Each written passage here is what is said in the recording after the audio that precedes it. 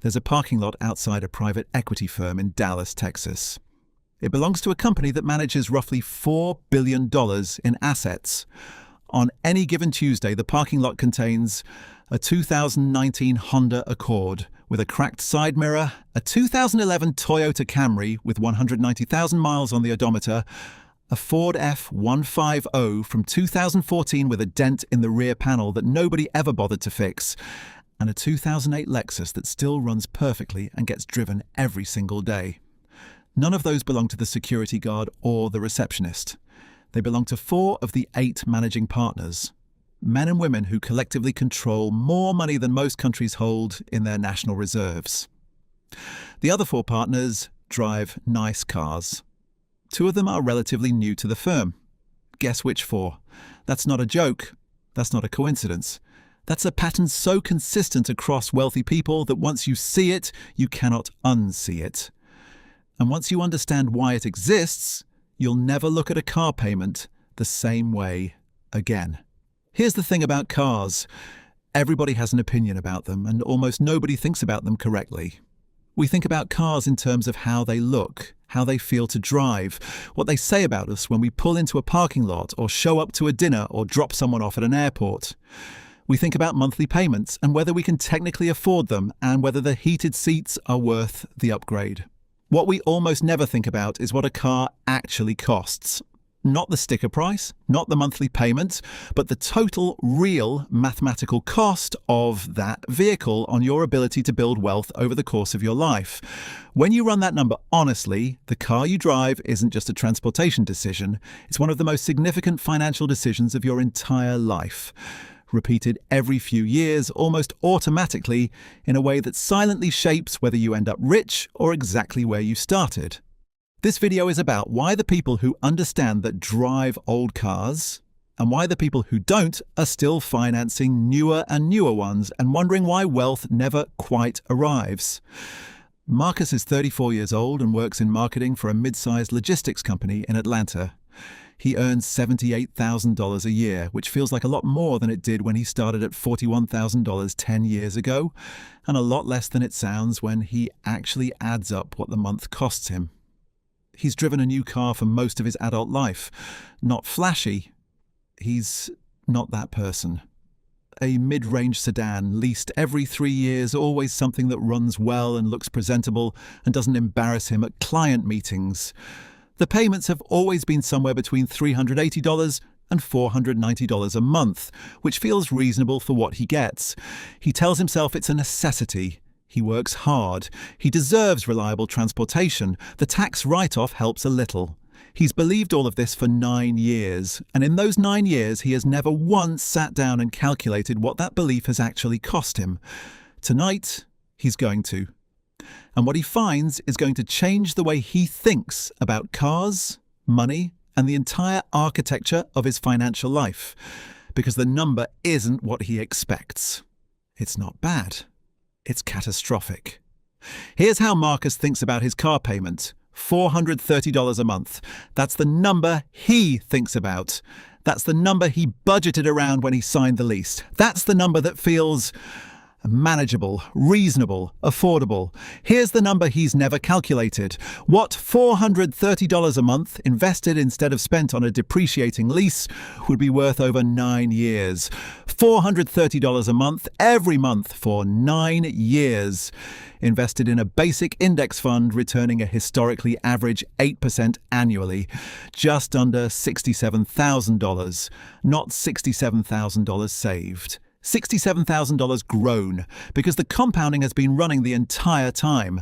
$67,000 sitting in an investment account, growing, building on itself, doing what money does when you don't turn it into a vehicle that starts losing value the moment you drive it off the lot. Marcus has spent 9 years converting $67,000 of future wealth into a series of cars he doesn't own, none of which he could sell today for anything close to what he paid for them. And that's just at the payment. That's not insurance, which runs $160 a month for a newer leased vehicle versus $80 for an older owned one. That's not the higher registration fees on a newer car.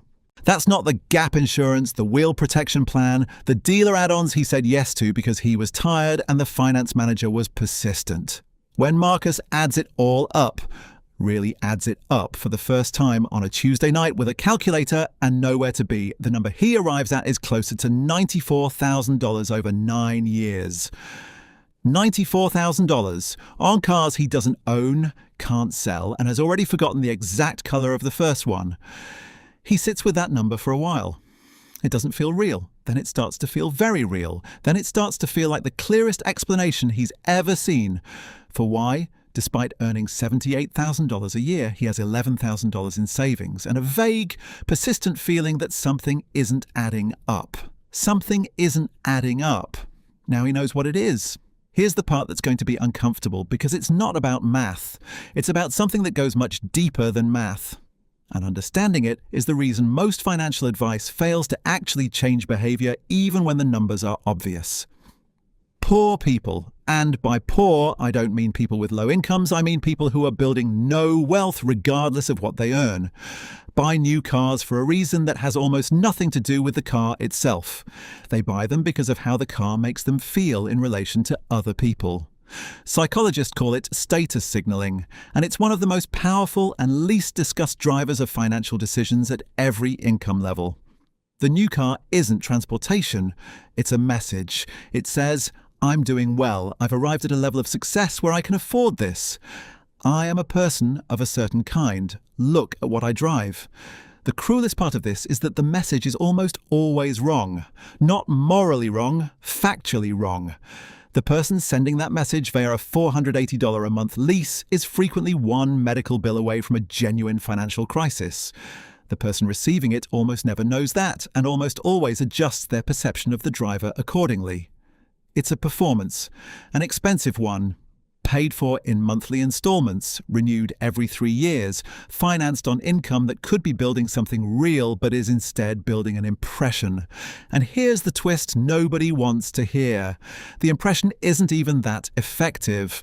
Research on conspicuous consumption, the academic term for spending money on visible status symbols, consistently shows that observers attribute wealth to visible purchases far less than the buyer expects and forget about them far faster than the payments last.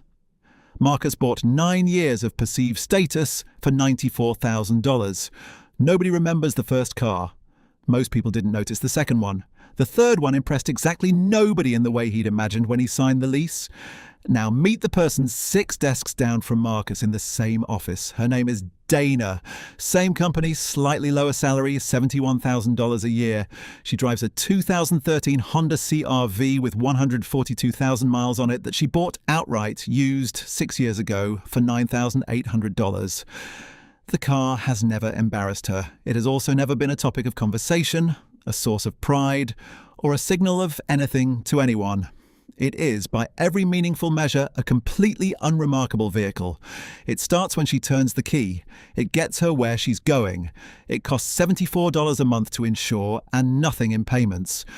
What she's done with the $430 a month she has never spent on a car payment is less visible than the CR-V, but considerably more significant. It's sitting in a brokerage account that crossed $80,000 last year, growing at a rate that means by her early 40s, the compound interest alone will exceed what she earns in a month. She doesn't talk about the account. She doesn't signal it. There's no visible evidence of it in the parking lot, at the office, or at the dinners she attends regularly in a car that Marcus privately considers slightly beneath what someone her age should be driving. Dana isn't driving a 2013 CR-V because she can't afford better. She's driving it because she did the math once, clearly, and decided that the version of her life where that car payment goes somewhere real is worth considerably more to her than any impression a newer car would create. That's the thing about wealthy people who drive old cars that most people completely misunderstand.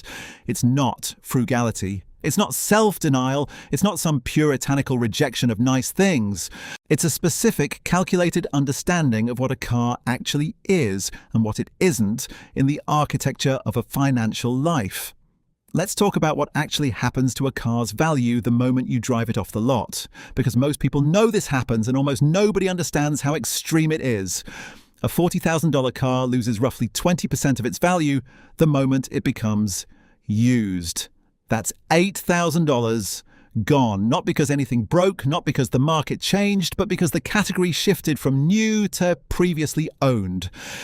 That depreciation doesn't slow down in year one. The average new car loses between 15 and 25% of its remaining value every year for the first 5 years. By year 5, a $40,000 car is worth approximately $13,000 to $16,000. You've lost between $24,000 and $27,000 in value. Not through any decision, not through any event, just through time and the physics of how car markets work. The person who buys that car used in year 5 for $14,000, they get essentially the same vehicle, the same reliability, the same transportation for roughly a third of what the original buyer paid. The original buyer absorbed a $26,000 loss so that the used buyer could get a $26,000 discount. Dana's 2013 CR-V was someone else's depreciation sacrifice. The previous owner drove it for 3 years, absorbed most of the steepest depreciation, and sold it to her at the point where the value curve finally flattens out and the car becomes, mathematically, a completely different kind of purchase. This is the secret that wealthy people who buy used cars understand, often intuitively, even if they've never run the numbers formally. The first owner of a new car is subsidizing every subsequent owner. The question is simply whether you want to be the person paying the subsidy or the person receiving it. Here's where the story takes a turn that most people don't see coming. In certain circles, the ones where genuine, multi-generational, institutional wealth actually lives, driving an old car isn't a sign of financial struggle. It's a flex of a completely different kind. It signals that you don't need the performance, that you're not trying to convince anyone of anything, that the question of what your car says about you is so far below your actual concerns that it simply doesn't factor into the decision at all. A managing partner at a private equity firm who drives a 2008 Lexus isn't driving it because he forgot to buy a new one. He's driving it because the kind of person who needs a new car to feel successful is not the kind of person he's trying to be or trying to appear to be. There's a term for this in behavioral economics: counter-signaling. It describes the behavior of people at the very top of a status hierarchy who deliberately avoid the signals used by people trying to climb into that hierarchy, specifically because the absence of those signals is itself a signal, one that communicates, "I'm so far past the point where I need to prove this that the proof has become unnecessary." The new car is the signal of someone trying to look successful. The old car, in the right context, is the signal of someone who stopped needing to look anything at all, because the reality got there first. Marcus, sitting in his leased sedan, is performing wealth he doesn't have. Dana, in her 2013 CR-V, is building wealth she doesn't perform. The parking lot looks like she's losing. The spreadsheet tells a completely different story. Marcus doesn't sell the car. His lease has 14 months left, and breaking it would cost more than finishing it. But something has shifted in how he thinks about the next decision, because in 14 months he will have a choice, not between cars, but between 2 completely different versions of his next decade. Version 1. He walks into a dealership the way he always has, sits across from a finance manager who is very good at his job, and signs a new lease on a car that's slightly nicer than the last one, because his income went up and the payment feels manageable. By the end of the decade, he has added another $100,000 to the total cost of cars he will never own. His savings account is roughly where it is today. Version 2. He buys a used car outright or with a small loan paid off quickly with payments that end and don't renew. He takes the $430 a month he's no longer spending and moves it automatically into an investment account. He checks briefly once a month and otherwise doesn't touch. By the end of the decade, that account has crossed $70,000, and the compound interest has started doing something that feels, at first, almost too slow to matter, and then all at once starts to feel like the most important decision he ever made about a car. He chooses version 2, not because he's disciplined or because he no longer cares about what he drives or because some fundamental part of his personality changed on a Tuesday night in Atlanta. He chooses it because he finally ran the number. And once you've seen the number, the car payment stops feeling like a monthly expense and starts feeling like a monthly choice between two different futures. Truth 1. The cheapest car you'll ever drive is one you already own. Every year you drive a car you already own. Outright is a year of 0 car payments, which is, mathematically, a year of being paid to drive compared to the alternative. Truth 2. Monthly payment math is designed to obscure total cost. Dealerships train their finance managers to move the conversation from "how much does this car cost" to "can you afford this monthly payment?" Because a payment feels manageable in isolation and catastrophic when multiplied over 3, 4, or 5 years. Truth 3. Leasing is the most expensive way to drive consistently over time. At the end of a lease, you owe nothing, start from 0, and sign another lease, a cycle with no exit that guarantees you will always have a car payment and never have a paid-off asset. Truth 4. New car smell has a real psychological cost. The sensory pleasure of a new car is real, measurable, and completely priced in. You are paying, in money you could invest, for the specific feeling of newness that fades within weeks and is gone within months. Truth 5.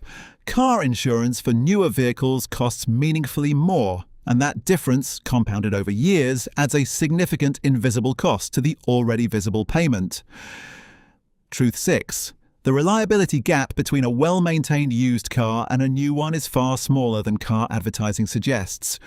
A Honda or Toyota with 100,000 miles properly maintained is not significantly less reliable than a new one, but it costs a fraction of the price, and the difference in reliability is dwarfed by the difference in what you'd have invested if you'd bought used instead. Truth 7. The wealthy people who drive old cars are not driving them because they can't afford new ones. They're driving them because they ran the math a long time ago, and the math only goes one way. Here's a thought experiment worth sitting with. Imagine you're 25 years old. You have a choice. For the next 35 years, you lease a new car every 3 years, a reasonable mid-range vehicle, nothing excessive, payments averaging $430 a month, or you buy a reliable used car every 5 to 7 years, drive it until it's not worth repairing, and invest the difference. Over 35 years, the car payment version costs, in total payments, roughly $180,000.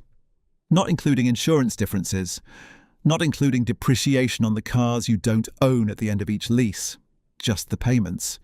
The investment version, $430 a month invested for 35 years at a historical average return, produces $780,000. $780,000. Not from a business, not from a lucky investment, not from some extraordinary financial insight. From a decision about what to drive that gets made once every 5 to 7 years for an entire working life. The car isn't a small decision. It was never a small decision. It just felt like one because the monthly payment is small enough to absorb without drama, and the compounding cost is invisible until someone sits down and runs the arithmetic on a Tuesday night in Atlanta. 47 minutes to 50 minutes. The close. What the parking lot actually means. Go back to that parking lot in Dallas. The 2019 Accord, the 2011 Camry, the dented F-150, the 2008 Lexus. Those cars don't say that the people driving them have given up, that they can't afford better, or that they don't value quality. They say something far more specific and far more interesting, that the people driving them did the math at some point in their lives and decided that the version of their life where the car payment doesn't exist is worth more than the version where the car is impressive. They are right, not as an opinion, as an arithmetic fact. Marcus figured it out at 34, which is not too late. Dana figured it out earlier, which is why at 34 she has $80,000 in an account that's compounding faster than either of them can spend it on used cars. The parking lot at the private equity firm will look exactly the same next year. A few new partners will arrive in impressive vehicles. The older partners will keep driving the same cars they've had for years, adding miles quietly, losing nothing, building everything. And somewhere in Atlanta, there's a 2013 Honda CR-V for sale. with 142,000 miles and one careful owner. The price is $7,200. It is, by every meaningful financial measure, one of the best deals available to any person who is finally ready to stop performing wealth and start building it. If this gave you a completely different way of thinking about what you drive and what it's actually costing you, subscribe. New stories every week about money, choices, and the lives nobody sees behind the numbers.